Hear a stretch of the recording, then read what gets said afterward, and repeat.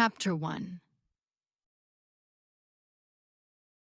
The night was cold and wet, but in the small living room of Laburnum Villa, a fire burned brightly and a father and son played chess. The father was a good player, but the son was better. His wife watched them play and warmed her hands in front of a fire. Listen to that wind outside, said Mr. White. I can hear it, said Herbert, his son. He looked at the chess pieces and moved one of the pieces. Check, he said. It's bad weather out there, said Mr. White.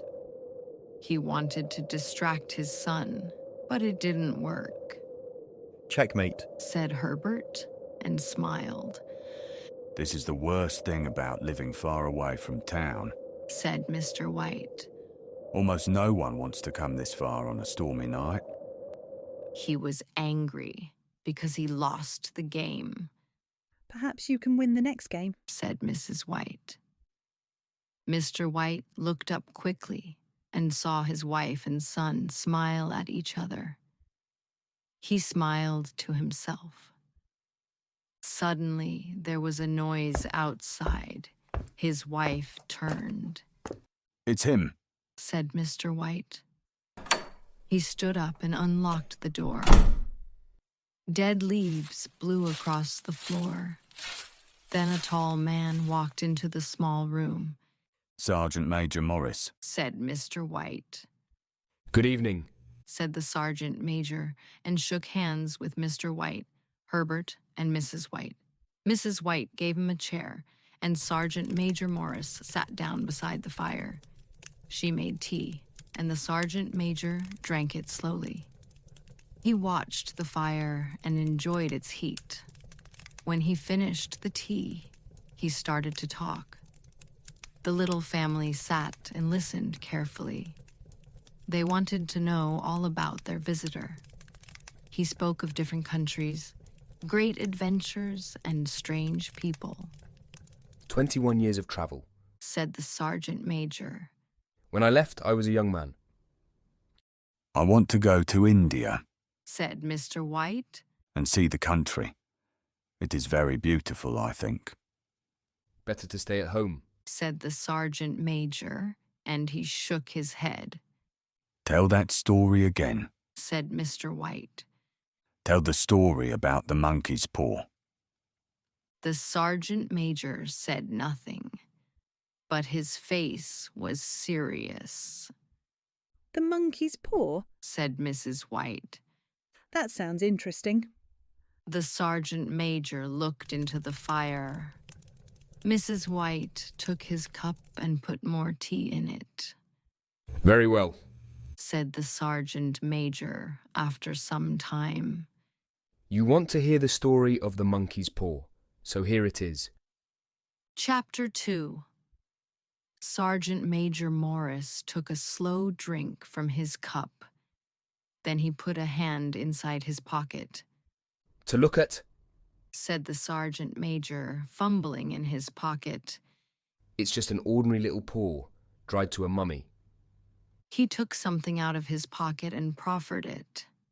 Mrs. White drew back with a grimace, but her son, taking it, examined it curiously.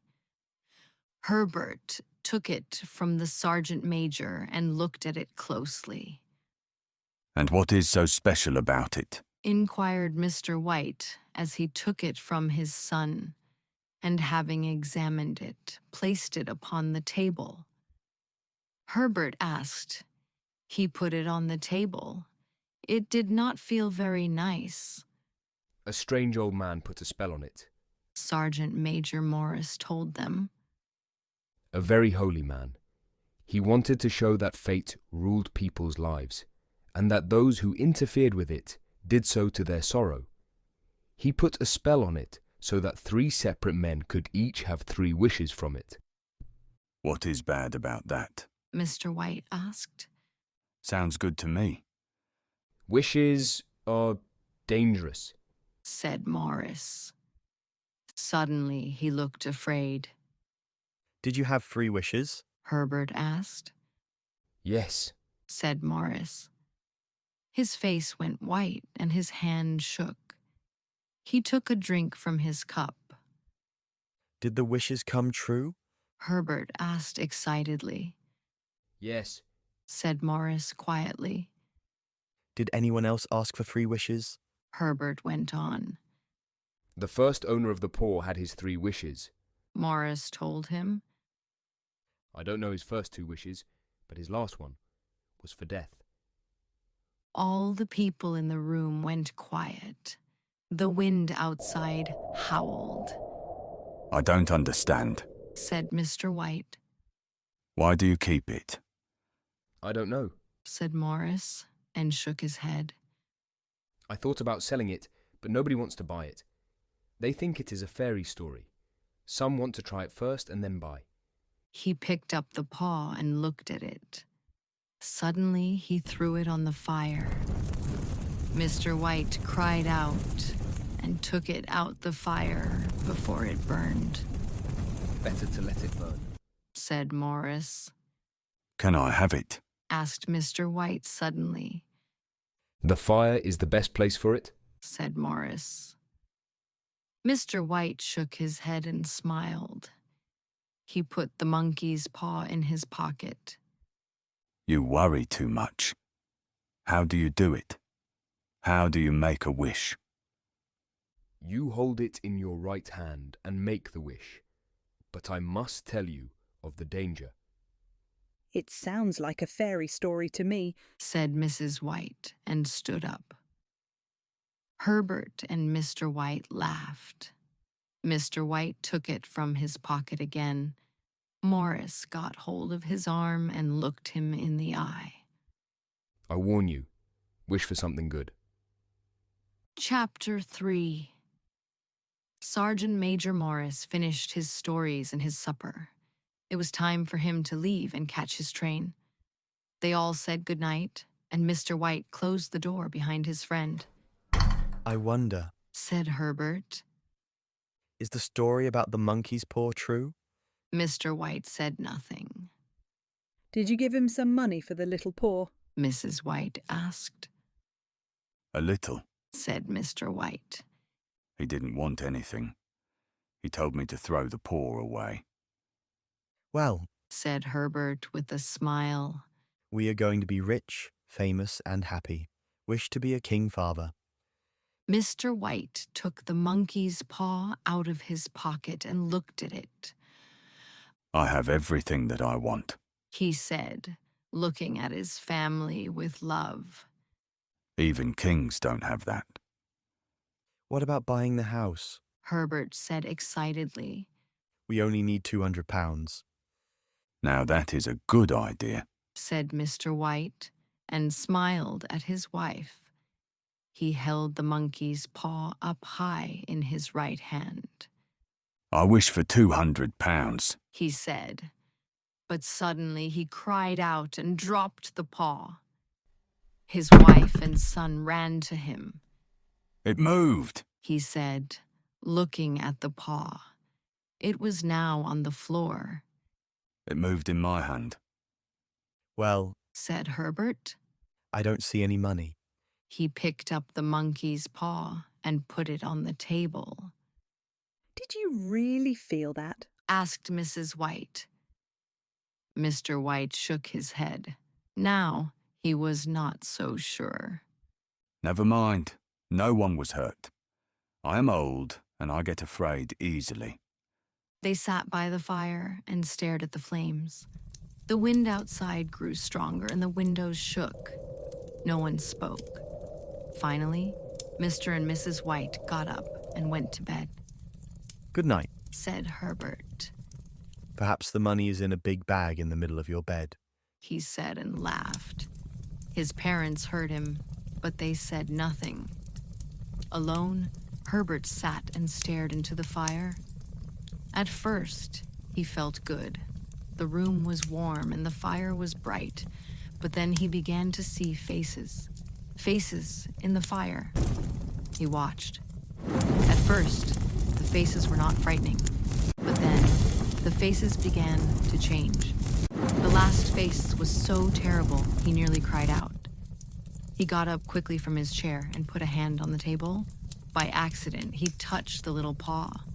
This time, he cried out.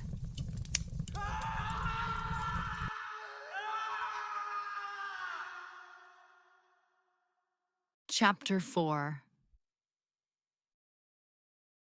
The next morning, it was sunny. Mr. White laughed at himself. Why was I so afraid last night? He wondered. He sat at the kitchen table and ate his breakfast. The sun shone through the window and everything seemed well. He looked at the monkey's paw and shook his head. Mrs. White came into the room. She looked at the monkey's paw too. All soldiers are the same. She said. They have lots of stories, but none of them are true.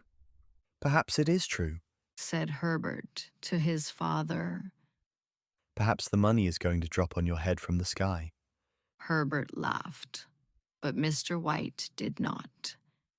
Sergeant Major Morris believed the story, and the paw moved in my hand. I felt it. Said Mr. White. Herbert stood up. Well, I have to go to work, but when the money comes, don't spend it all. Please wait until I get back home. He said with a smile. Mr. White shook his head. Mrs. White laughed and followed her son to the front door. Herbert opened the door and said goodbye. Mrs. White watched her only child walk down the path and go off to work. She closed the door and sat back down at the table with her husband. Herbert likes joking. She said. Yes, Said her husband. he does. Later that day, there was a knock at the door. It was the postman. Mrs. White took the letters from him and looked at them. There was a bill. Mrs. White sighed. She showed it to Mr. White. We don't have any money to pay it. She said. The paw moved in my hand last night. I felt it. Said Mr. White. Perhaps you made a mistake. Suggested Mrs. White. No, Said Mr. White. it. Mr. White stopped talking and looked at his wife. What's the matter? Mrs. White did not reply. She looked out the kitchen window, and Mr. White looked too. They watched a man outside their house. The man walked past their house and stopped. Then he came back. Then he walked away again. Then he stopped, shook his head, and returned. 3 times he did all of this, and Mr. and Mrs. White watched him do it. Finally, he walked away, stopped suddenly, opened the garden gate, and walked up the garden path. A moment later, there was a knock at the door. Mrs. White stood up and went to the door. Chapter 5. Mrs. White welcomed the stranger into the house. The man did not look happy. He stood silently, and Mr. and Mrs. White waited quietly for him to speak. After a while, the man started. I'm from... He said, but stopped. He looked at the floor and moved his feet. He started again. I'm from Moore and Megan's, the factory in town. Mr. and Mrs. White recognized this name immediately. Their son, Herbert, worked at Ma and Megan's. Is there something wrong? Mrs. White asked suddenly. Did something happen to Herbert? What is it? Tell me. Please, dear, Said Mr. White. sit down for a moment. We do not know anything yet. Perhaps this man has good news for us. Mr. White looked at the man, but the man looked sad. I'm sorry. The man said. I have bad news. Your son is badly hurt, but he is not in any pain. Mrs. White started to speak. Thank God for that. She said, but then she stopped and looked at her husband. His face was very sad. Suddenly, she understood. Her mouth dropped open, but no noise came out. Mr. White slowly reached out and took his wife's hand. Herbert fell into the machinery. Said the man in a low voice. Fell into the machinery. Mr. White repeated quietly. He squeezed his wife's hand and looked out of the window. No one spoke, and a heavy silence fell over the room. Mr. White held his wife's hand tightly. When he spoke again, his voice was weak. He was our only child. He said. A poor, poor boy. The man nodded and walked to the window. Moore and Meggins want me to tell you. He stopped. The next words were difficult for him to say. Well, they are very, very sorry. There was no reply. The old woman's face was white, and the old man's eyes were red and tearful. But the man had to continue. Moore and Meggins want you to know that they are not to blame for the accident, but they will pay money to you as compensation. The old man stood up. He looked afraid. How much money? He asked.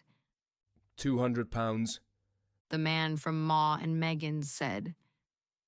Mrs. White screamed, and a moment later, she fell onto the floor. Chapter 6. In a big cemetery, 2 miles from their house, Mr. and Mrs. White buried their son. Then they came back to their house, their hearts heavy with sadness. Their son was dead. It all happened so quickly. Mr. and Mrs. White could not think of life without Herbert. The days passed, long, lonely, and silent. They did not speak to each other. There was nothing to talk about. About 2 weeks after Herbert's death, Mr. White woke up in bed. It was the middle of the night. He put out his hand. His wife was not there. It was dark in the room, but he could hear the sound of his wife's crying. He lay and listened. Come back to bed. He said after a while. It's cold. It is colder for Herbert. Said his wife. Mr. White's eyes were heavy with sleep, and he soon fell asleep again. But then a long cry from his wife awoke him again. The paw. She cried. The monkey's paw. Mr. White sat up in bed. What? What is the matter? Mrs. White came out of the darkness of the room. Her eyes were wild and staring. I want the paw. She said. Where is it? Downstairs in the cupboard. Said Mr. White. Why? Mrs. White laughed and cried at the same time.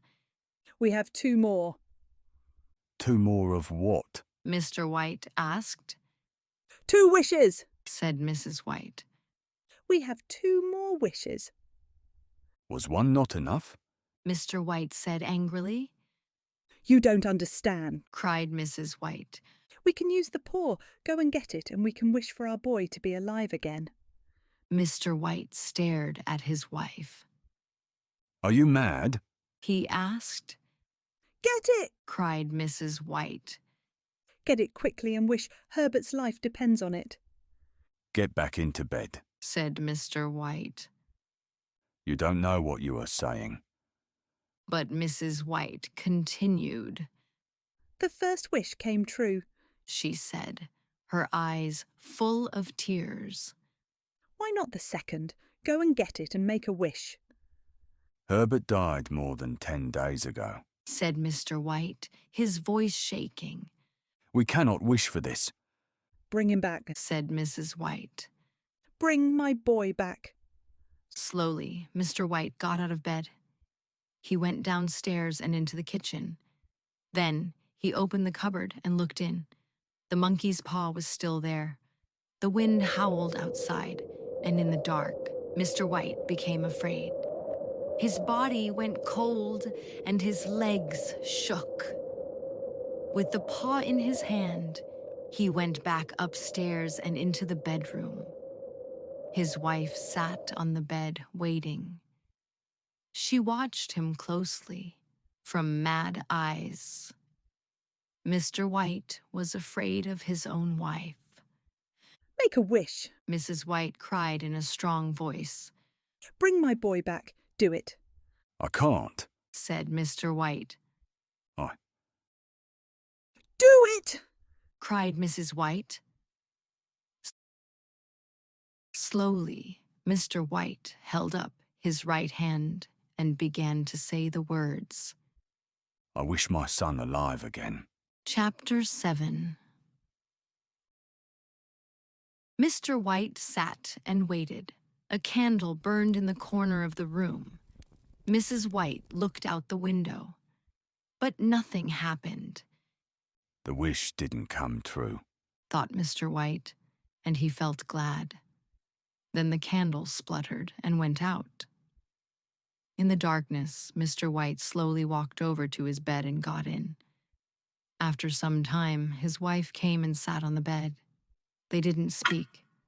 Both heard the ticking of the clock downstairs. It was a windy night, and the house made other noises too. The stairs squeaked and the gate banged outside. After some time, Mr. White got out of bed. His wife sat silently. She stared into the dark. Mr. White found some matches. He lit one and went back downstairs for a candle. The wind still howled outside. At the bottom of the stairs, the match went out. Mr. White tried to light another. Then he heard it. At first, he thought it was the wind, but it was a knock, a soft knock, the sound of knuckles against wood. Terror flooded through Mr. White's body. He dropped the matches on the floor. He stared at the door. The knock came again. This time, he turned and ran up the stairs to his room. He closed the bedroom door, but there was another knock from downstairs. What is that? Mrs. White cried. Nothing. Said the old man. Another knock. This time, it was loud and heavy. It's Herbert. Said Mrs. White. It's him. She ran to the bedroom door, but Mr. White stood in front of her. He took her by the arm and held her.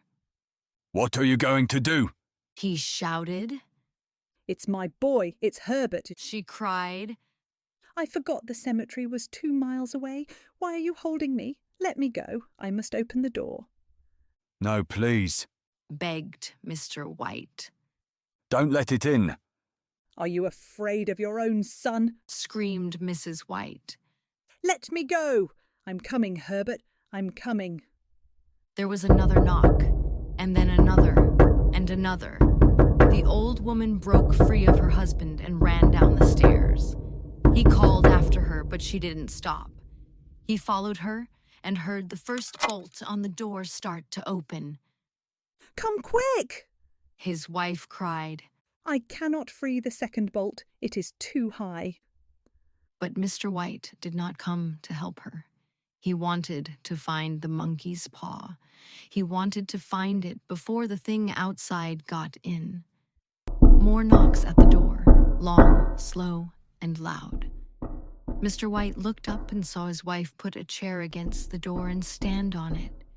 His wife began to pull at the second bolt, but at the same moment, Mr. White found the monkey's paw, and he made his last wish. Suddenly, the knocking stopped. Mr. White heard the bolt slide, the chair go back, and the front door open. Then the cold wind howled, and so did his wife. He ran to the door.